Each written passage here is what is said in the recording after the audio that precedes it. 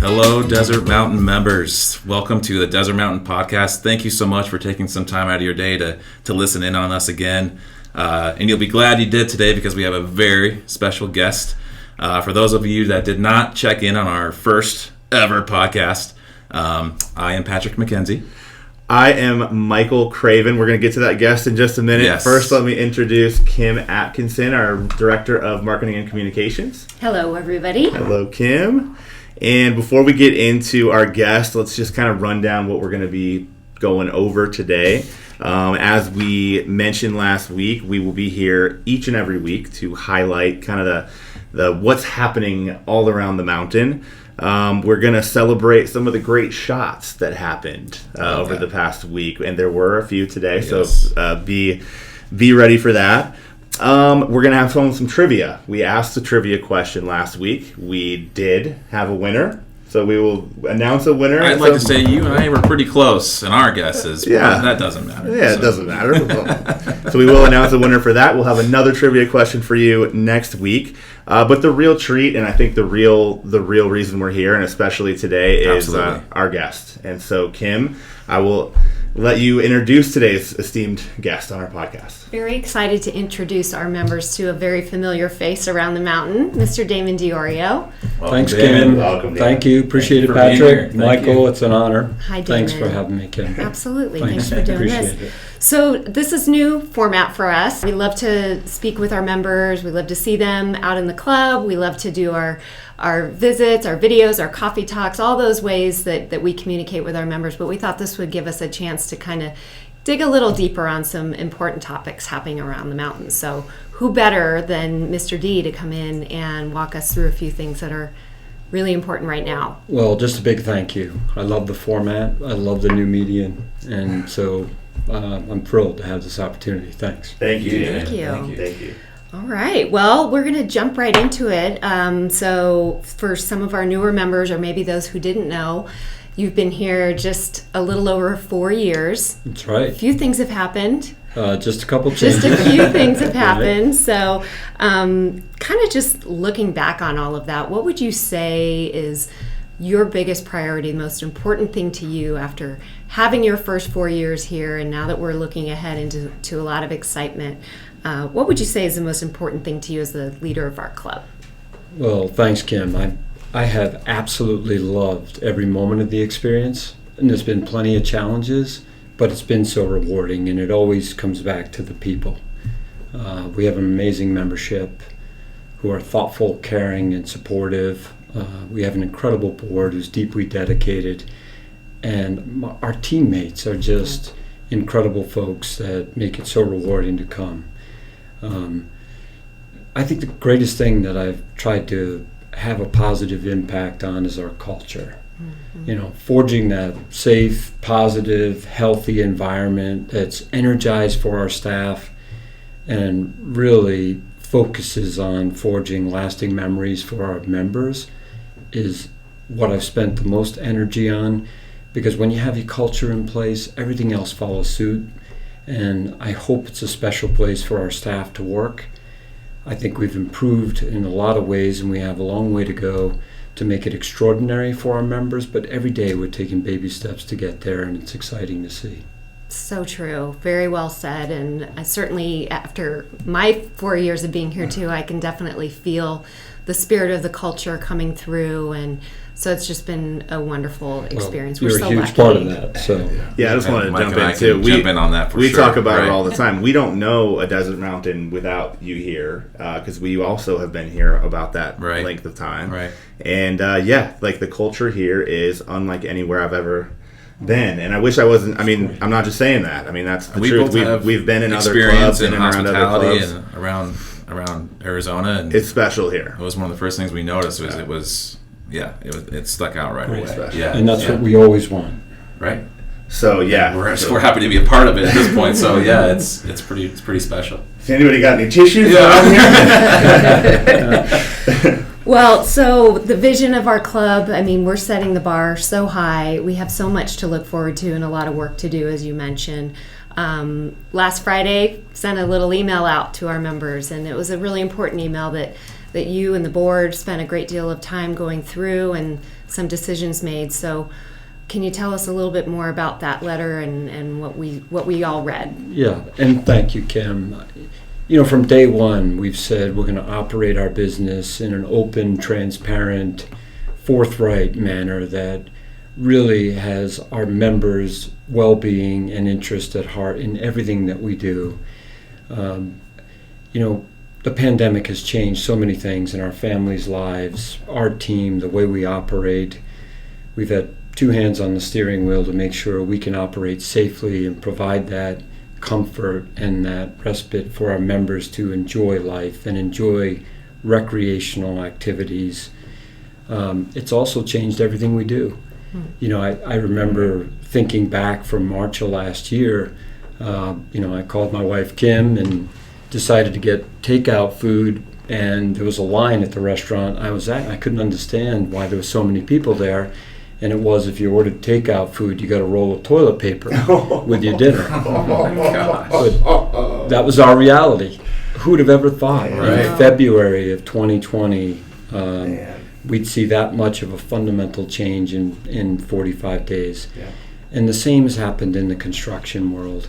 If you tried to order a refrigerator right now and you realize you could be 6 months, a year, 18 months out, labor has vastly changed. Yeah. Wood, copper, steel, concrete, just the supply chain. Yeah, Todd touched on that last week too. Yeah. It's Brutal. been incredible. Yeah.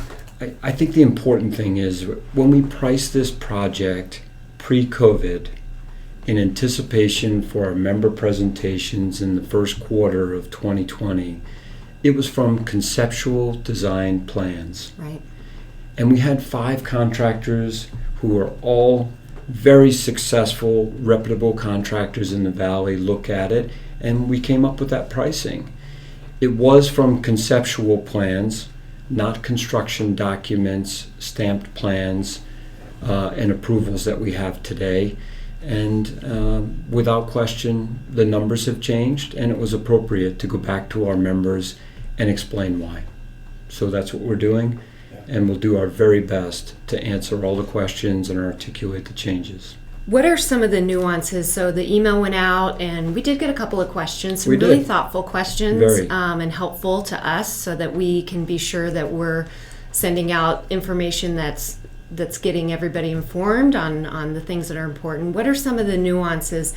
You had mentioned the difference between a construction document versus a conceptual drawing, so that members understood there's a difference there. What are some other nuances that maybe we've had to explain a bit further after sending out the email? Right. I think one of the things that you'll see in the number now that has changed since then is we had pre-approval by the Army Corps of Engineers to re-engineer the wash back to its original flow. That's vital to that complex, not only from a safety and security standpoint, but how everything flows at Renegade. Mm-hmm. The monsoons this summer, and we've seen a 7-figure claim with monsoon damage, mostly at Renegade. Mm. When we changed the wash at Renegade with the Army Corps' stamp and approval, we haven't had any problems since. We don't have the damage and the weekly or monthly repairs that we would in a rainstorm. And right now, factually, during a monsoonal event, we could have 20, 30, 40, 100 members and staff stranded at the hideout on any given day with a monsoon storm. So from a safety perspective, returning the wash to its natural flow, the Army Corps approved it before we went to vote. But now the city of Scottsdale has changed some of their guidelines and regulatory items. So, for example, we've added another $1.3 million to the number to take care of the city's request, even though the Army Corps has already approved the process. We didn't expect that a couple of years ago, and that was a little curveball. I don't want to be surprised again. Yeah. So we added another $600,000 or $700,000 in contingency.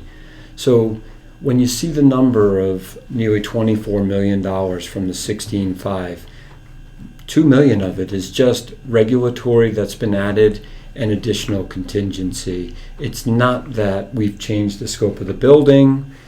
Actually, we've done a lot to value engineer what we can. I would think so.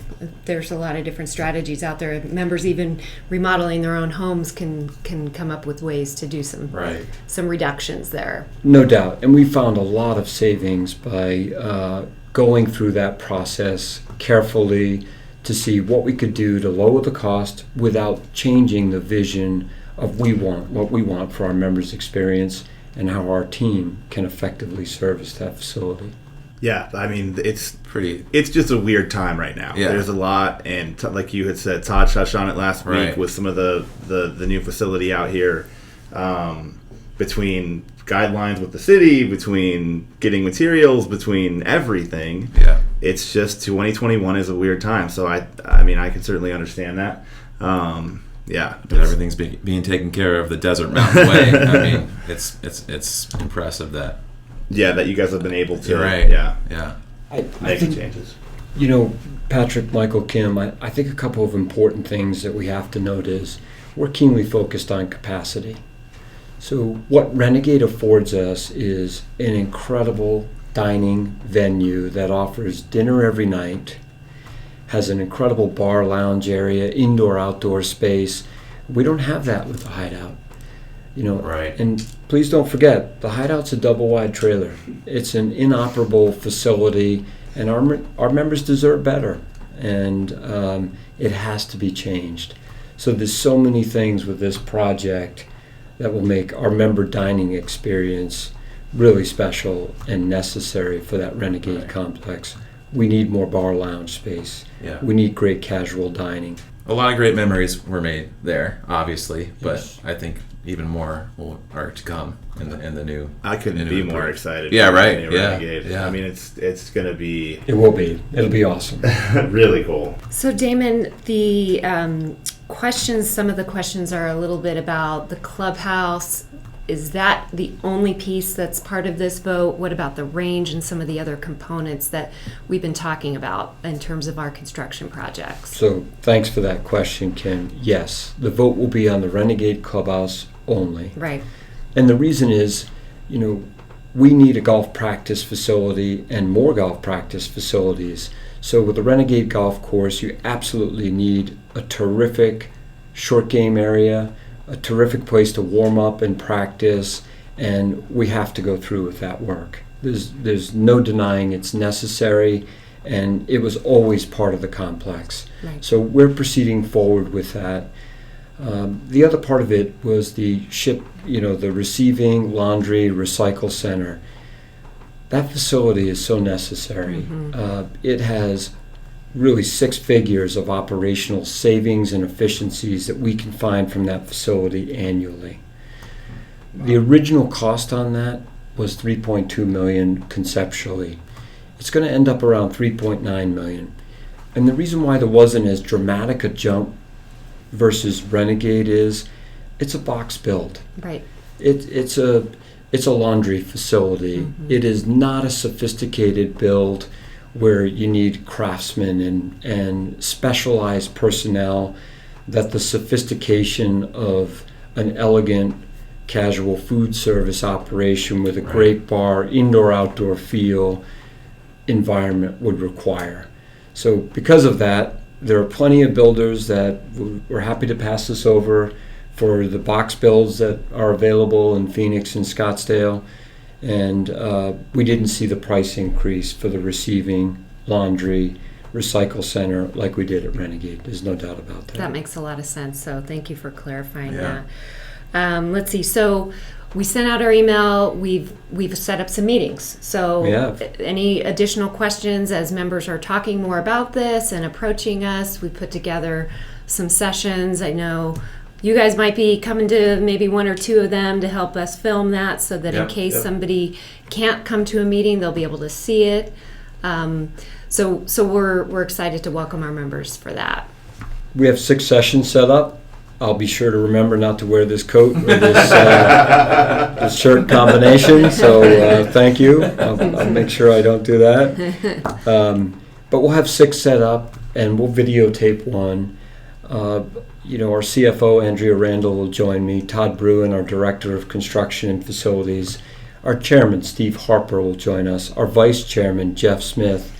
Mr. Smith, for example, runs Ryan Companies, one of the largest commercial builders in the United States. See their logo everywhere. Yeah. He has a depth of expertise in construction, frankly, probably more vast than maybe anyone on the mountain. Mm-hmm. So we're looking forward to having Jeff Smith and Steve Harper and their immense experience in that area join Todd, myself, and Andrea for these member presentations. And we'll videotape one. Yep. And so any member that either couldn't make it or doesn't feel comfortable coming to, a session full of people, we're happy to have it. Yeah. Right. Yeah. I think this was another one that we wanted to clarify, and we have some really great promotional material that we'll be pushing out to our members. So they'll be seeing this, they'll be hearing about it. Hopefully they're tuning into the podcast to learn about it, coming to the meetings. Was how are we going to pay for it? And that's been a question I know that anybody would want to know the answer to. And Kim, that's a great question. Our greatest strength, or one of them, is our size, because we're able to do so many things from a capital investment perspective in cash. I always want to model what we do from a capital investment in cash. When we looked at where we were in March of 2020 for the vote with cash in the bank, we had about $18 million in the bank ready to go for this project. Mm-hmm. Today, it's $46 million. It's exponentially grown with our success over the last couple of years, and this overage will more than be handled with excess cash. I'm proud to report we're nearly $6 million ahead of budget just in 2021 alone. So we're doing very well financially, and it allows us to be able to pay for things like this, although no one likes paying more for any item, and I respect that. We can easily handle this, and we won't have to see any changes to the modeling as we see it today for the projects that we want to save for in phase 2, like the Cochise Golf Course or the CG Clubhouse. Currently, for those two projects, we're modeling $35 million in cash for them, and as of today, we're on track to do that as well. So things are tracking really well, and we're in a great financial position to be able to pay for the overage. So just being able to continue to grow our club and reinvest in our club, utilizing dollars that we're generating by creating exceptional experiences for our members. I mean, it's the win-win. We want our facilities in every area to be extraordinary, but the bottom line too is I have to look at threats. And I look at those in the terms of 2, 5, 20 years out. And one of them that we have to be careful with is not reinvesting in our facilities appropriately. We have over 40 buildings that we own. Many of them haven't been touched since 1986, 87 when they were first built. We have to have extraordinary facilities for our members and operationally effective facilities for our staff to be able to handle what we want for the vision of the member experience. And CG is definitely dated and inoperable in so many ways. And I encourage our members to take one of the many CG behind the scenes tours that we'll host over the next 2 years as we look to go and grow that plan and refine that plan for phase 2. Perfect. And I think we have another video on a behind-the-scenes tour, too. We do. We can circulate around and refresh No everybody doubt about it. on what that's like behind the scenes at CG, because it's something. Have you been behind the scenes at CG? Yeah. It's something to see. I think I walked through the loading dock this afternoon and saw some crumbling wall, probably from a truck trying to make its way through the dock there. It's not ideal. No, the smiling team faces are the only admirable spot about the design, the whole behind the scenes areas. Absolutely. They're not that special, and we need to improve. It was built at a time where we were small, right, and we've grown. We have. It's inoperable right now. We have. I mean, I think my takeaway from that is these are things that they need to happen. They need to be done. I loved what you said about, it's incredible that the money is there. My dad used to tell me cash is king. And so if you have the cash and you don't have to get in debt, then that's the way to go. So It just sounds like kind of like what we were saying earlier. It's all the way that it's been laid out is amazing. And again, I think I can speak for Patrick when I say, when we look at the organization of this entire project and how it's being laid out and how it's being executed, we're equally impressed with that. Yeah. So, we're just excited to be a part of it, honestly. Another question's come out that I think is important. A couple of members have thoughtfully said, Damon, if we have the money in the bank and we've done exponentially well over the last several years, why are we even having a 4% dues increase next year? And I think that's an excellent question. But please understand, when we bought the club in 2010, we still have about $21 million in debt service annually from that purchase back in 2010, 2011. We pay for several million dollars of annual capital maintenance to roofs and HVAC equipment and new furniture, and mountain-wide, there are always things that come up annually that we want to replace and restore for our members' enjoyment. Wage pressure is significant. I remember coming in 2017, and even in 2018, the minimum wage in Arizona was $10.25. Now you see Chick-fil-A hiring for $16 an hour. Right. So we have to be able to pay for those increases, as well as save tens of millions of dollars for capital investment for projects paid in cash, such as the Cochise Golf Course, CG Clubhouse, etc. So all of those factors are why we have a 4% dues increase. And while no one likes any dues increase, and I respect that, we're seeing some double-digit increases up and down Pima Road and nationally in the private club business. Last week, we hosted the Alliance of Clubs, many of the top 20 clubs in the country.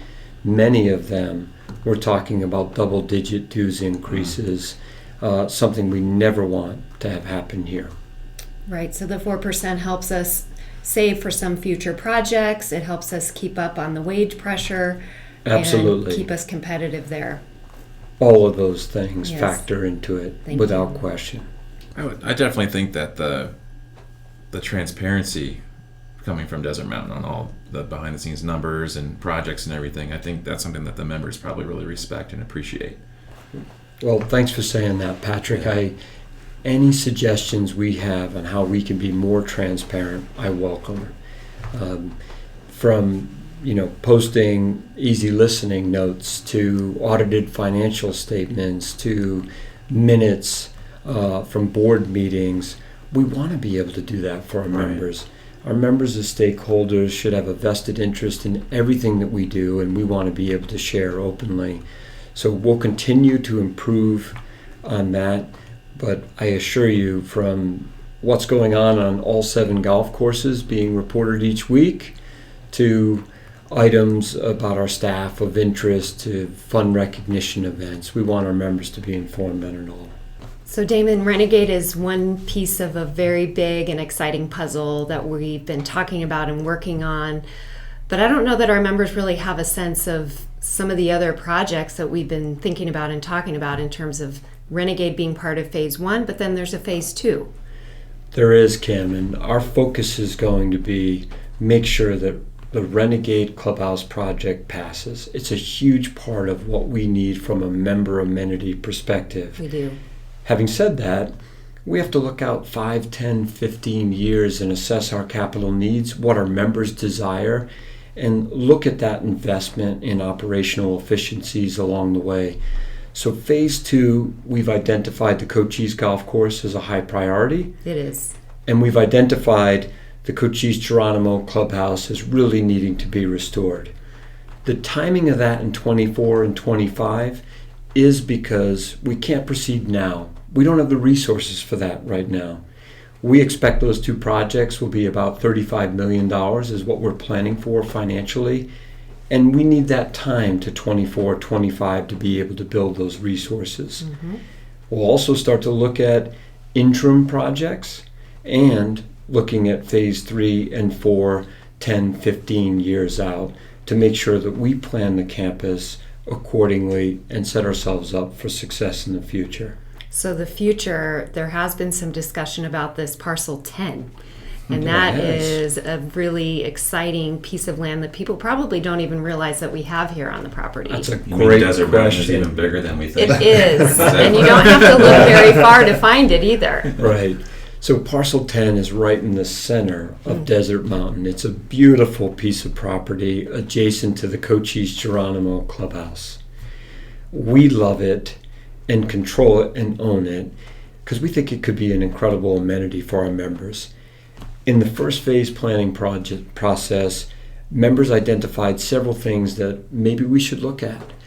I would love to have an amazing golf practice facility that's expanded, has the appropriate length, expand upon our teaching and performance capabilities.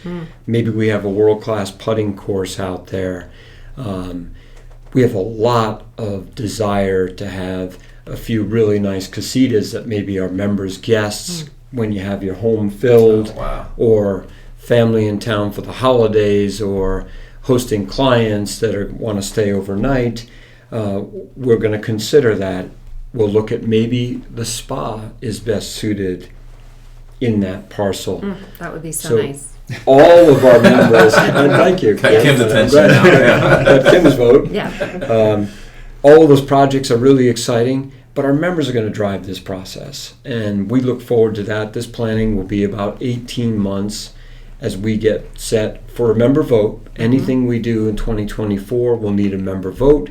We're targeting that for March of 23 to prepare for the Cochise Golf Course and the CG Clubhouse in 24. So the Renegade comes first. That's later. Anything else we can maybe look forward to between now and then? All right, a sneak peek. Sorry. Sneak peek. A little bit of a soft. soft. Yep. No, that's good. One of the big items that our members identified in November of 20 in the survey was the desire to have an on-site medical facility, and we love that idea. Our members probably don't know that we've given out, for example, vaccinations and boosters to over 200 members in 2021 alone. Right now we have a waiting list for Pfizer boosters for our members, and it's great to see our members coming down to Fairways every day to have our physician assistant or our nurse practitioner give the booster. But we think that having that nurse practitioner who can prescribe medications, or a physician's assistant to take labs before you have surgery, maybe at Mayo, or do a wellness check, diabetes check, maybe have a sinus infection that you don't want to spend 3 hours in the urgent care for. Having that convenience for our members, we think would be highly desirable, and we would love to afford that. And we are looking at the prospect of adding that component professionally at the Fairways office, and very soon. That's fantastic. So when we say medical clinic, is it purely medical, or is there a med spa potential addition to the medical services? I've heard. It sounds like you might be pushing for that. I've heard rumors of a possible Botox opportunity, and I'm very interested in learning more about that. Right. So very, very. Well, hair weave maybe for me, Botox for you, but all right. No, I think we want to be able to infuse Medi-Spa type treatments with having that medical person infuse some wellness programs in the spa and our Sonoran capabilities, absolutely. But we also look at it as an opportunity not to replace our members' primary care physicians. Sure. That's not our goal. We look at it as that rash you may have on your hand that you just want to have examined, or the sinus infection, or minor medical or labs, or things that you would say, I don't really want to have to make an appointment. Not to leave the mountain. It's the convenience of being able to get it properly examined and checked out without having to deal with all the... In the comfort of your community. Right, exactly. No doubt about it. Well, that's one of the main sentiments that Patrick and I have always heard from a lot of the membership is sometimes we feel like we don't have much of a reason to leave the mountain. And it sounds like you're giving them a lot more reasons to stay around the mountain. And that's exactly what we want. Yeah. Whether it's a variety in dining or wellness and outdoor enthusiast activities, golf, we also want it to be health, wellness, and touch every facet of your life. Right. Or a chance to meet two really cool camera guys. That's right. Absolutely. And we're back. Yeah, there we go. That's why we do the podcast. This is why we do the podcast. Thank you, Damon, so much for that information. No, thank you, We're very Kim. excited. I Thanks. think the We guys are as were well. very excited to toss out another little trivia question. Yeah. Is it time to do has that? has a way of figuring out these fun little questions. It's Well, impressive. so first of all, I guess we should refresh everyone's memory on what we had last week. So last week we asked, there were a lot of great shots that had come about this year, and we asked, how many holes in one do you think there had been all over the mountain just this year alone? 7 courses. 7 courses. All 7 A courses. lot of excellent golfers. Right. So- yeah. Don't forget that part. Yeah. We had, I guess I will tell you the answer first, and I don't want to brag or anything, but I think I was pretty close. I think I said it. You said in the 80s. In the 80s. I said in the 70s. The answer, drum roll please.